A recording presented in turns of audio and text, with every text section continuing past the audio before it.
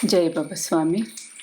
ಹಿಮಾಲಯದ ಸಮರ್ಪಣಾ ಯೋಗ ಭಾಗ 1, ಸಂಚಿಕೆ 4, ಪುಟ ಸಂಖ್ಯೆ 40. ಇವತ್ತಿನ ಗ್ರಂಥ ಪಠಣವನ್ನು ಗುರುವಂದನೆಯೊಂದಿಗೆ ಪ್ರಾರಂಭ ಮಾಡುತ್ತಿದ್ದೇನೆ. ಓಂ ಗುರುರ್ ಬ್ರಹ್ಮ ಗುರುರ್ ವಿಷ್ಣು ಗುರುರ್ದೇವೋ ಮಹೇಶ್ವರಃ ಗುರುರ್ ಸಾಕ್ಷಾತ್ ಪರಬ್ರಹ್ಮ ತಸ್ಮೈ ಶ್ರೀ ಗುರುವೇ ನಮಃ. ತಸ್ಮೈ ಶ್ರೀ ಗುರುವೇ ನಮಃ. ತಸ್ಮೈ ಶ್ರೀ ಗುರುವೇ ನಮಃ. ಜೈ ಬಾಬಾ ಸ್ವಾಮಿ. ಅತೃಪ್ತಿಯಿಂದಾಗಿ ನಮ್ಮ ಮನಸ್ಸು ಹೇಗೆ ಭವಿಷ್ಯತ್ತಿಗೆ ಹೋಗುತ್ತಿರುತ್ತದೆಯೋ ಅದೇ ರೀತಿಯಾಗಿ ಅದು ನಮ್ಮ ಗತಕಾಲಕ್ಕೂ ಸರಿಯುತ್ತದೆ. ಒಂದು ಮಗು ತನ್ನ ಪೂರ್ವಜನ್ಮದ ಸ್ಮೃತಿಶಕ್ತಿಯೊಂದಿಗೆ 5 ವರ್ಷಗಳವರೆಗೆ ಜೀವಿಸುತ್ತಿರುತ್ತದೆ. ನಂತರ ಈ ಜೀವನದ ಅನುಭವ ಹಾಗೂ ಜ್ಞಾನ ನಿಧಾನವಾಗಿ ಹಿಂದಿನ ಜನ್ಮದ ನೆನಪನ್ನು ಮುಚ್ಚುತ್ತಾ ಬಂದ ಹಾಗೆ ಆ ಮಗು ಅದನ್ನು ನೆನಪಿಸಿಕೊಳ್ಳುವುದನ್ನು ನಿಲ್ಲಿಸಿಬಿಡುತ್ತದೆ. ಅದು ಹೇಗೆಂದರೆ, ನಾವು ಮನೆಯಿಂದ ಶುಭ್ರ ಬಿಳಿ ಉಡುಪುಗಳೊಂದಿಗೆ ಹೊರಟು ನಮ್ಮ ಪ್ರಯಾಣ ಮುಂದುವರಿದಂತೆ ನಮ್ಮ ಬಿಳಿ ಬಟ್ಟೆ ಬರೆ ಮಲಿನಗೊಂಡ ಹಾಗೆ ನಮ್ಮ ಚಿತ್ತರೂಪಿ ಶುಭ್ರ ಉಡುಪಿಗೆ ಭೂತಕಾಲದ ಕೊಳೆ, ಕಲೆ, ಧೂಳು ಆವರಿಸಿ ಕೊನೆಗೆ ಅದು ಕೊಳಕಾಗುತ್ತದೆ. ಅದೇ ಪ್ರಕಾರವಾಗಿ ಮಗುವೊಂದು ಭೌತಿಕ ಜೀವನದ ಹಾದಿಯಲ್ಲಿ ಪ್ರಯಾಣಕ್ಕೆ ಹೊರಟಾಗ ಸಂದ ಕರ್ಮದ ಕೊಳೆ ಹಾಗೂ ಮಲಿನತೆ ಆ ಬಿಳಿ ಬಟ್ಟೆಗೆ ಅಂಟಿದ ಮಣ್ಣಿನ ಹಾಗೆ ಆ ಮಗುವಿನ ಮನಸ್ಸಿನಲ್ಲಿ ಅಂಟಿಕೊಂಡಿರುತ್ತದೆ. ಹೆಚ್ಚು ಕೊಳೆ ಅಂಟಿದಷ್ಟು ಆ ಬಿಳಿ ಬಟ್ಟೆಯನ್ನು ಶುಭ್ರಗೊಳಿಸಲು ಎಷ್ಟು ಕಷ್ಟವಿದೆಯೋ ಹಾಗೆಯೇ ಆ ಮಗುವಿನ ಮನಸ್ಸು ವರ್ತಮಾನದಲ್ಲಿ ಇರದೆ ಗತಕಾಲದಲ್ಲೇ ಇದ್ದು ಅಶುದ್ಧವಾಗುತ್ತದೆ. ಇದು ಹೇಗೆಂದರೆ, ಕಳೆದು ಹೋದ ಕಾಲದ ನೆನಪಿನ ಕಲೆಗಳಿಗೆ ಹಳೆ ವಿಷಯಗಳನ್ನು ಪುನಃ ಪುನಃ ನೆನಪಿಸಿಕೊಳ್ಳುತ್ತಾ ಅದಕ್ಕೆ ಪದರಗಳನ್ನು ಕೂಡಿಸಿದಂತೆ ಅವನ ಭೂತಕಾಲದ ನೆನಪುಗಳು ಹಾಗೂ ಅವನ ಆಸೆಗಳು ಒಟ್ಟೊಟ್ಟಿಗೆ ಉಂಟಾದಾಗ ವರ್ತಮಾನದ ಸ್ಥಿತಿಯಲ್ಲಿ ಇರಲು ಅಸಾಧ್ಯವಾಗುತ್ತದೆ. ವರ್ತಮಾನ ಕಾಲದಲ್ಲಿ ಇರದ ಮನಸ್ಸು ಅಸ್ಥಿರವಾಗಿರುತ್ತದೆ. ಅಸ್ಥಿರವಾದ ಮನಸ್ಸು ಅಶಕ್ತವಾಗಿರುವ ಕಾರಣ ದುರ್ಬಲ ಚಿತ್ತದಿಂದ ಶಕ್ತಿಶಾಲಿ ಪರಮಾತ್ಮನ ದಿವ್ಯ ಅನುಭವವನ್ನು ಪಡೆಯಲು ಅದಕ್ಕೆ ಹೇಗೆ ತಾನೇ ಸಾಧ್ಯ?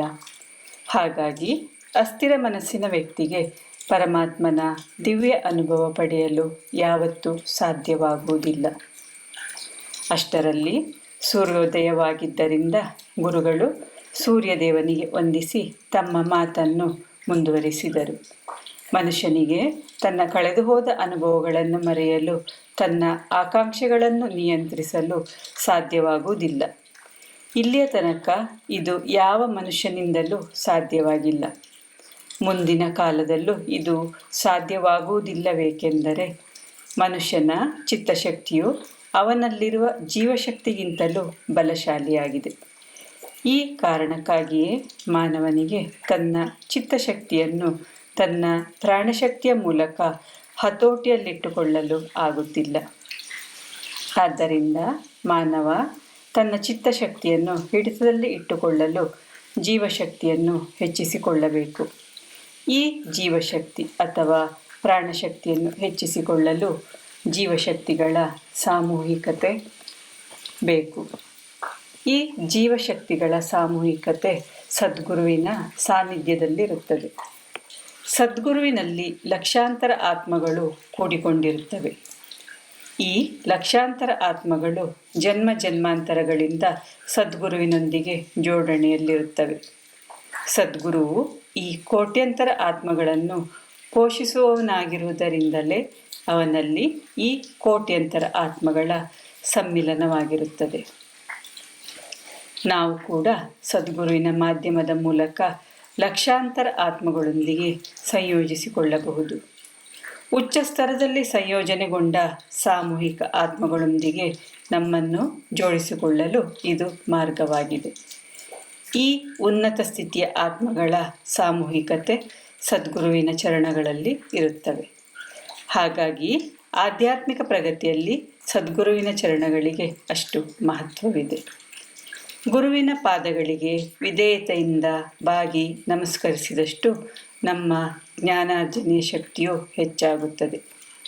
ಸದ್ಗುರು ರೂಪಿ ಮಾಧ್ಯಮದಲ್ಲಿ ನಮಗೆ ಅತ್ಯಂತ ಕೆಳಗಿನ, ಚಾಚಲು ಸುಲಭವಾದ, ಕೈಗೆಟುಕುವ ವ್ಯಾಪ್ತಿ ಎಂದರೆ ಗುರುವಿನ ಚರಣ. ಆದ್ದರಿಂದ ಹೆಚ್ಚು ಹೆಚ್ಚು ಗ್ರಹಣ ಶಕ್ತಿಯನ್ನು ಪಡೆಯಲು ಪದೇ ಪದೇ ಗುರುಚರಣಕ್ಕೆ ತಲೆಬಾಗಿ ವಂದಿಸಬೇಕು. ಗುರುಚರಣಕ್ಕೆ ವಿಧೇಯತೆಯಿಂದ ವಂದಿಸಿದಾಗ ಒಬ್ಬನ ಅಹಂ ಕುಗ್ಗುತ್ತದೆ. ಅಲ್ಲದೆ ತಾನೊಬ್ಬ ಬೇರೆ ಅಸ್ತಿತ್ವವನ್ನು ಪಡೆದಿರುವ ವ್ಯಕ್ತಿ ಎಂಬ ಭಾವನೆಯು ಕಡಿಮೆಯಾಗುತ್ತದೆ. ತನ್ನ ಪ್ರತ್ಯೇಕ ಅಸ್ತಿತ್ವದ ಅರಿವು ಕ್ಷೀಣಿಸಿದಷ್ಟು ಸಾಮೂಹಿಕ ಚೇತನದ ಅರಿವು ವೃದ್ಧಿಯಾಗುತ್ತದೆ. ಆದ್ದರಿಂದಲೇ ಮಾನವ ತನ್ನ ಸಂದುಹೋದ ಕರ್ಮಗಳನ್ನು ಹಾಗೂ ಬಯಕೆಗಳನ್ನು ಪುಷ್ಪಗಳ ರೂಪದಲ್ಲಿ ಸಮರ್ಪಿಸಲು ಗುರುಚರಣ ಸೂಕ್ತ ಸ್ಥಾನವಾಗಿದೆ. ಅದರಿಂದ ಮೋಕ್ಷವನ್ನು ಪಡೆಯಬಹುದಾಗಿದೆ.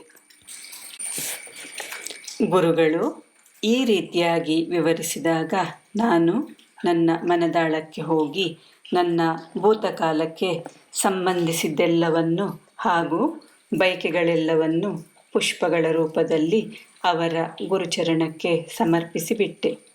ಆಗ ನನ್ನ ಚಿತ್ತ ಸುಲಭವಾಗಿ ನೇರ ಅವರ ಪಾದಕಮಲದ ಕಡೆ ಹೋಯಿತು.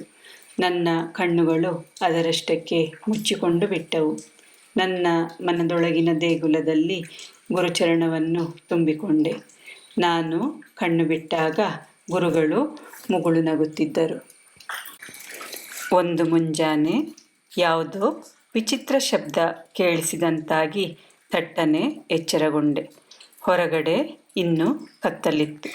ಆದರೆ ಗುರುಗಳು ಮಾತ್ರ ಅವರ ಶಯ್ಯೆಯ ಮೇಲಿರಲಿಲ್ಲ.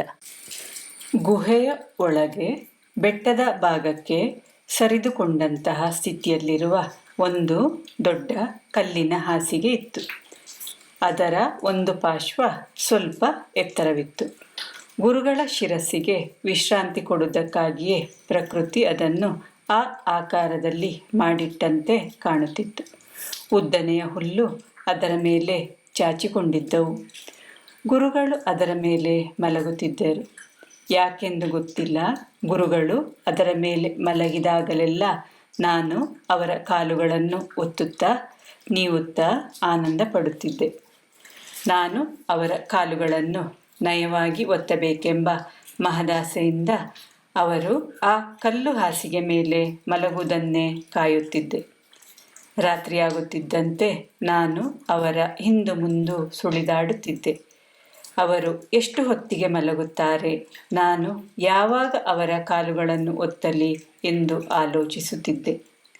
ನನ್ನ ಪೂರ್ಣ ಗಮನವನ್ನು ಅವರ ಪಾದಗಳ ಮೇಲೆ ಇಡುತ್ತಿದ್ದೆ.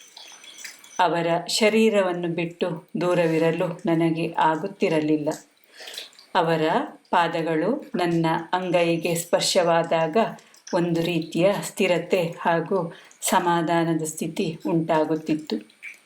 ನನ್ನ ಜೀವನದಲ್ಲಿ ಸಾಧಿಸಬೇಕಾದದ್ದನ್ನೆಲ್ಲ ಸಾಧಿಸಿದ ಅನುಭವ ಉಂಟಾಗುತ್ತಿತ್ತು.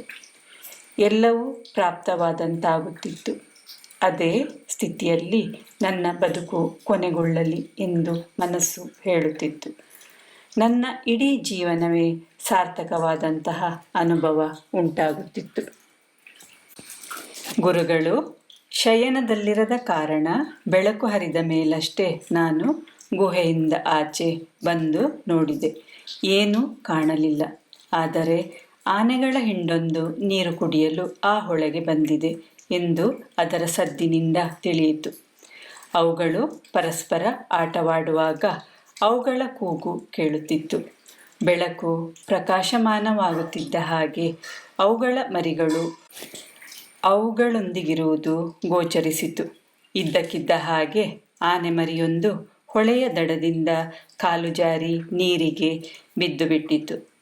ಅಲ್ಲೇ ಪಕ್ಕದಲ್ಲಿದ್ದ ಆನೆಯೊಂದು ತನ್ನ ಸೊಂಡಿಲಿನಿಂದ ಅದನ್ನು ಎತ್ತುವ ಪ್ರಯತ್ನ ಮಾಡಿತು. ನಂತರ ಅದರ ಅಮ್ಮನು ಅದನ್ನು ಇನ್ನಷ್ಟು ಮುಂದಕ್ಕೆ ತಳ್ಳಿ ಅದರ ಕಾಲುಗಳ ಮೇಲೆ ನಿಲ್ಲುವಂತೆ ಮಾಡಿತು. ಸುರಕ್ಷಿತವಾಗಿ ಮೇಲೆ ಬಂದ ಆನೆಮರಿಗೆ ಬಹಳ ಆನಂದ ಉಂಟಾಗಿ ಇತರ ಮರಿಗಳೊಡನೆ ಆಟವಾಡಲು ಆರಂಭಿಸಿತು. ಆನೆಗಳು ಸದಾ ತಂಡಗಳಲ್ಲಿ ಇರುವುದನ್ನು, ಸಾಮೂಹಿಕತೆಯಲ್ಲಿ ತೊಡಗಿಸಿಕೊಳ್ಳುವುದರ ಜೊತೆಗೆ ತಮ್ಮ ಸಮೂಹಕ್ಕೆ ರಕ್ಷಣೆ ನೀಡುತ್ತಾ ಒಂದಕ್ಕೊಂದು ನೆರವಾಗುವುದನ್ನು ಅಲ್ಲಿ ನೋಡಿದೆ. ಸಾಮೂಹಿಕತೆಯಲ್ಲಿ ತೊಡಗಿಸಿಕೊಳ್ಳುವ ಒಂದು ಉತ್ತಮ ಪಾಠವನ್ನು ಈ ಗಜ ಸಮೂಹದಿಂದ ಕಲಿತೆ. ಅವುಗಳು ಜಲಕ್ರೀಡೆಯಲ್ಲಿದ್ದಾಗ ವಿನೋದವಾಡುವುದನ್ನು, ಜಲದಲ್ಲಿ ಹೊರಳಾಡುವುದನ್ನು ನೋಡಿ ಆನಂದಿಸಿದೆ. ಆನೆಗಳ ಚೇಷ್ಟೆಗಳು ಅವುಗಳು ಬಹಳಷ್ಟು ಆನಂದ ಪಡುತ್ತಿರುವುದನ್ನು ತೋರಿಸುತ್ತಿತ್ತು. ಸ್ವಲ್ಪ ಹೊತ್ತಿನ ನಂತರ ಗುರುಗಳು ಬಂದು ತಲುಪಿದರು. ಅವರ ಕೈಯಲ್ಲಿ ಸೀಬೆಹಣ್ಣನ್ನು ಹೋಲುವ ಫಲಗಳಿದ್ದವು.